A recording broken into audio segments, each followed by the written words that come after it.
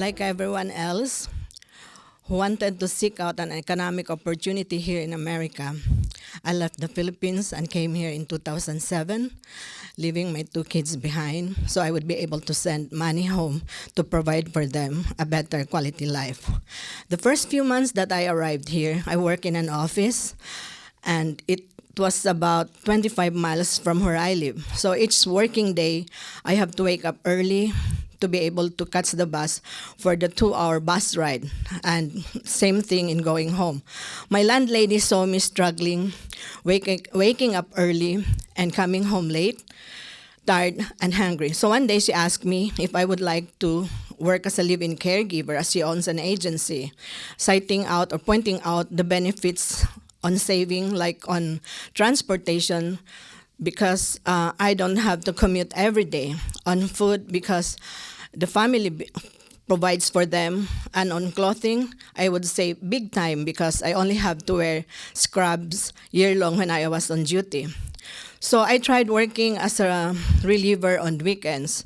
I am now working 7 days a week, and I only have Sunday nights as my rest period, and it's beginning to take a toll on my health. Eventually, I have to quit working. I have to quit my office job because caregiving work pays better. My first consumer as a live-in caregiver was a lady named Abby. She was 87 years old, spoke 4 languages fluently. She was never been married and no family, but she had 2 dogs and a cat, which she loves to bits. Our love for animals was our icebreaker when we first met. Abby had a hump on her back, and she was at the end stage of osteoarthritis. She was bedridden and in a lot of pain. But she never lost her good sense of humor. She loved watching I Love Lucy and loved watching Howard Keel movies. I was beginning to fall in love with Howard Keel. He was a 1920s actor. My previous experiences as a live-in caregiver on weekends was purely companionship. So taking care of Abby became a challenge and a new way for me to learn my craft. I searched online on the how to care for a bedridden or bedbound consumer. I asked from her nurses whenever they visit her when she was under home health and hospice care. I took care of Abby for 2.5 years, and it was around this time that I got that call from my doctor. Hearing her say, "I'm sorry," my heart went tug-dug, tug-dug, tug-dug. It's as if like my heart is gonna jump out of my chest. And the words, "Emily, you have malignant stage 1 breast cancer." My mind went totally blank. I could not remember hearing the rest of what the doctor said. I was just like, yeah, okay, bye. And then I just sat there, numb and in total shock. After a while, reality sank in. I wailed, I cried, I bawled. However you want to describe how one feels hearing their life is about to end. I heard Abby calling my name, so I went out to see her. And she asked me, "What's wrong, honey?" So sobbing, I told her the bad news. And opening her arms wide while she was in bed, she asked me, come here, honey. So I bent down so she would be able to reach me, and she gave me a tight hug. And I could vividly remember her comforting words. "Everything's gonna be all right. Everything has a reason, and you have just to trust God that you will be fine.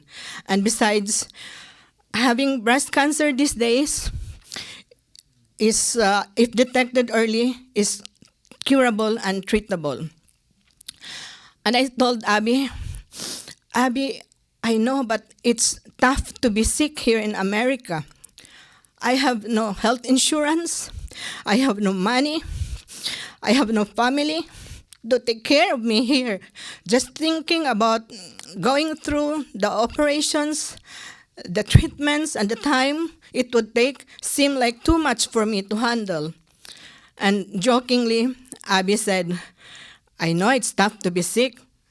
Hey, look at me. I've been lying in this bed for more than 2 years already. A bit relieved after my talk with Abby, I called up my family.